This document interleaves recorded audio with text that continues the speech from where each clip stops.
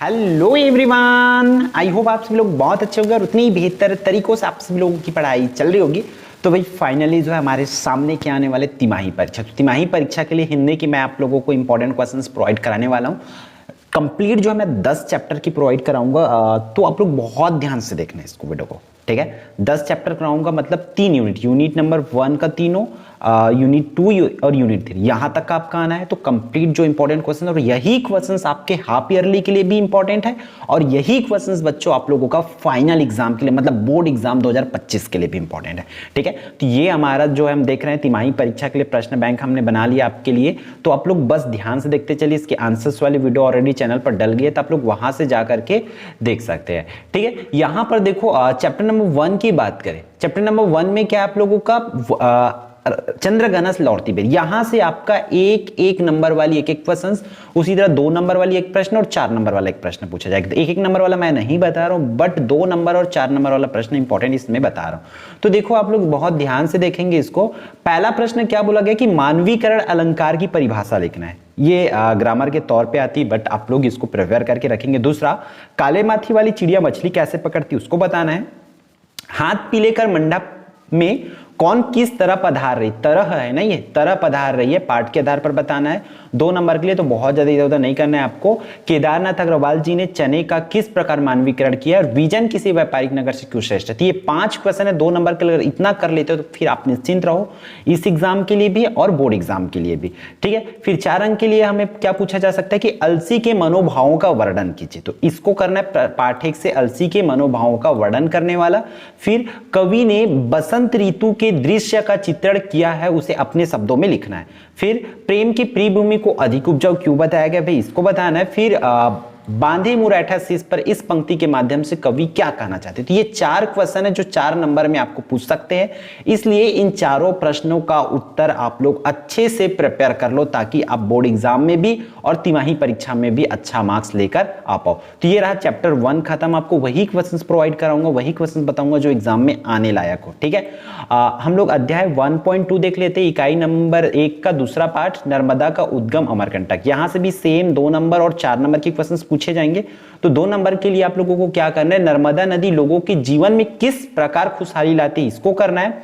फिर वनवासियों का जीवन कैसे होता है, नर्मदा अपना प्रणय संदेश किसे भेजती है, नर्मदा का उद्गम कहां से हुआ है, ये करना है। फिर आगे आ जाते हैं, आपका कुछ और इंपॉर्टेंट क्वेश्चन है, जैसे कि अमरकंटक के पर्यावरण को किस प्रकार नुकसान हो रहा है। अमरकंटक है, वहां पेड़ों की कटाई हो रही है, तो पेड़ों की कटाई से भाई उसके पर्यावरण को किस प्रकार का नुकसान हो रहा है ये आप लोगों को बताना है, ठीक है। फिर अगला प्रश्न बच्चों आप लोगों का कौन सा है, विंध्य और सतपुड़ा को लेखक ने किस रूप में चित्रित किया है, पाठ के आधार पर इसको भी बताना है। तो देखो हिंदी ऐसा है ना जिसमें 2 नंबर वाले प्रश्नों को भी 4 नंबर में पूछे जाते हैं, इसलिए आप लोगों को बहुत ध्यान से करना पड़ेगा, क्लियर है। फिर आगे हम लोग देख लेते हैं 4 अंक वाली क्वेश्चन। इसमें से देखो नर्मदा का उद्गम अमरकंटक पाठ के आधार पर नर्मदा पाठ में किस प्रकार की प्रकृति सौंदर्य का वर्णन किया गया है उसको बताना है। फिर ये सब क्वेश्चंस है जिसको आप कर सकते हो, जैसे कि अवेगपूर्ण व अंधाधुंध खनन से अमरकंटक क्षेत्र के प्राकृतिक पर्यावरण को किस प्रकार नुकसान हो रहा है ये करके। तो इस तरीके से जितने भी इंपॉर्टेंट क्वेश्चंस आप चैप्टर वाइज देख पा रहे हैं उतना को आपको करना ही है। 6 क्वेश्चन ये हुआ, तो यहां से ये 6 क्वेश्चन जो है 4 नंबर के लिए आपको करना पड़ेगा, ठीक है। सोनमुड़ा अमरकूट ये पढ़े लिखे करके आप इनको भी डिटेल पढ़ सकते हैं। इसकी आंसर्स के लिए आप परीक्षा बोर्ड या जो सुपर मोस्ट की गाइड आती है वो रिफर कर सकते हैं। आपके पास जो कुछ भी होगा कहीं से भी आंसर कर सकते हैं, या आपको वो सब चीज़ें नहीं है तो इन सब चीज़ की वीडियो ऑलरेडी आंसर वाली वीडियो डल गई है, तो मैं वो आपको डायरेक्ट सर्च करोगे class 10th Hindi chapter 1 by Eklavya RPS, 1.2 by Eklavya RPS, तो वीडियोस आपको मिलते जाएगी, क्लियर है। फिर हम लोग देख लेते हैं 1.3 आपकी इकाई नंबर 1 का 3rd क्वेश्चन, क्या 3rd चैप्टर बादल को गिरते देखा है। तो बादल से गिरते देखा से है बच्चों आप लोगों को कितने मार्क्स का पूछा जाएगा, वही 2 मार्क्स 4 मार्क्स, क्योंकि सेम यूनिट है। मतलब यहां से अब देखो बोर्ड एग्जाम में सब में से कंफर्म पूछे जाएंगे ऐसा नहीं है। कंफर्म का मतलब ये है ये एक यूनिट है, एक यूनिट से टोटल 8 नंबर का पूछेंगे। मतलब हो सकता है उस पार्ट से 1 नंबर वाला, किसी पार्ट से 2 नंबर वाला, किसी पार्ट से 4 नंबर वाला, ऐसे पूछे जाते हैं, याद रखना। ये इकाई है तो इस इकाई में पूरी तरीके से इसको फॉलो करना होगा। देखो तो यहां पर इसके इसमें बादल को घिरते देखा है कि उसके, 1 मिनट में मैच कर लेता हूं। यहाँ पर 2 अंक वाला है, यहाँ जो 3 अंक लिखा है वो कितना अंक वाला है, 2 अंक वाला है। ठीक है, तो देख लेना, इसको ध्यान से चेंज कर लेंगे। अब देखो यहाँ पर बगुले को किस वर्ग का प्रतीक कहा जाता है ये बताना है। कविता में चकवा चकवी के किन मनोभावों का वर्णन किया गया उसको बताना है। उपसर्ग अलग करना है। इस तरीके से जैसे कि क्वेश्चंस पूछ सकते हैं आपको, जो पूछे गए हैं या पूछे जा सकते हैं उन्हीं क्वेश्चंस को मैं रखूं। जैसे अमल, समतल, सुप्रभात, इसमें कौन सा उपसर्ग है? सवालों को हरिदरी क्यों कहा गया है? मानसरोवर के कमल को स्वर्णिम कमल कहने का क्या अर्थ है? तो जितना भी बता दिया हूं ना, इतना सफिशिएंट है। आप इतना बोर्ड एग्जाम के लिए भी और इस एग्जाम के लिए भी कर सकते हैं। ठीक है, 4 अंक के लिए बादल को घिरते देखा कविता की प्रकृति चित्रण को अपने शब्दों में बताना, ये क्वेश्चंस करेंगे। उसी तरह कवि ने कस्तूरी मृग का उल्लेख किस संदर्भ में किया? ये 2 प्रश्न है सिर्फ 4 अंक के लिए। तो जितना भी 4 अंक वाला प्रश्न है उतना जितना बताया हूं, पहला चैप्टर में 4 क्वेश्चन, दूसरा क्वेश्चन में 6, दूसरा चैप्टर में 6 और ये 2, तो इस तरीके से आपका लगभग 10 से 12 प्रश्न है जिनमें से आपका इस एग्जाम में भी और बोर्ड एग्जाम में भी पूछे जाएंगे।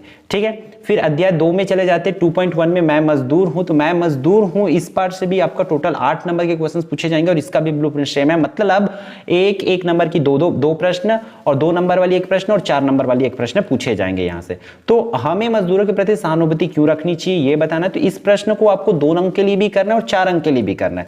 मतलब आप पार्ट की प्रिपरेशन इस तरीके से करो कि आपको 2 नंबर में भी लिखते बन जाए और 4 नंबर के लिए भी आप लोगों को लिखते बन जाए। क्लियर है? मजदूरों के जीवन की वास्तविकता क्या है पार्ट के आधार पर बताना है। मजदूर नहीं होते तो क्या होता है ये बताना है। फिर मजदूरों के प्रति हमारा व्यवहार कैसा होना चाहिए, हमारी जिम्मेदारी कैसा होना चाहिए। मजदूरों के घायल हो जाने पर फैक्ट्री मालिक की क्या जिम्मेदारी होनी चाहिए। देखो ये 4 नंबर में आएगी तो 4 से 5 पॉइंट में आपको बताना पड़ेगा कि ये इसकी जिम्मेदारी होना चाहिए। दिन सोता था, तो ये 4 अंक वाले ही क्वेश्चन है भाई, लगभग इन सब चीज को नीचे के क्वेश्चन को माने तो हमारा। ठीक है, पाठ में उन पंक्तियों को, इन सबको दिन सोती थी दिन सोता था, रात सोती थी, पर मैं जागता था, तो ये 4 अंक में भी पूछे जाते हैं। इसलिए इन प्रश्नों को आप लोग छोटा बड़ा दोनों के हिसाब से करेंगे।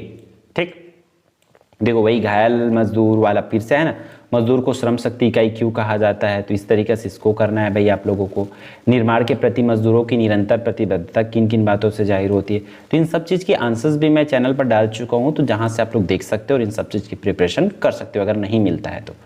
ठीक है, तो इन इतने प्रश्नों को आप लोगों को करना पड़ेगा। ये 6 क्वेश्चन इस चैप्टर में 4 अंक के लिए। ठीक है, इनमें से ही कोई एक आपके एग्जाम में आएगा, बोर्ड एग्जाम में भी और इस एग्जाम में भी।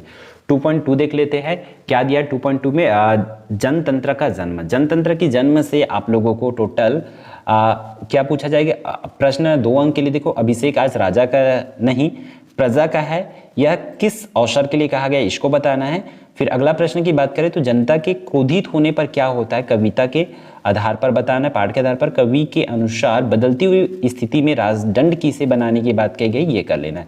बात कर लेते हैं इसके पीडीएफ का बच्चों, तो जो मैं बता दूं आप लोगों को, मैं इसका लिंक आपको इस वीडियो के डिस्क्रिप्शन में डाल दूंगा, वहां से आप लोग इसको डाउनलोड कर पाओगे। ठीक है, तो पूरे को डाउनलोड कर लेना और अच्छे से आप लोगों को इसको प्रिपेयर कर लेना है। ठीक है, 2.3 अपनी अपनी बीमारी, यहाँ इसकी भी ब्लूप्रिंट सेम है भाई। टेक्स्ट को बीमारी के रूप में देखने का क्या है इसको बताना है। बीमारी शब्द को लेखक ने किन किन संदर्भों में प्रयोग किया गया है, लेखक टेक्स्ट की बीमारी को क्यों अपनाना चाहता है, गांधी जी विनोबा जैसे को जिंदगी बर्बाद कर गए, इस पंक्ति का क्या आशा है इसको लिखना है।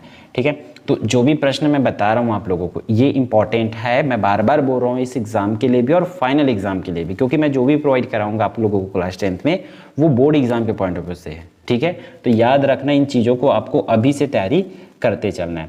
फिर अगला बात कर लेते हैं हमारा भाई कौन सा, सबका दुख अलग अलग होता है, इन चीज़ों को पूरी तरीके से आपको करते हुए आना है। फिर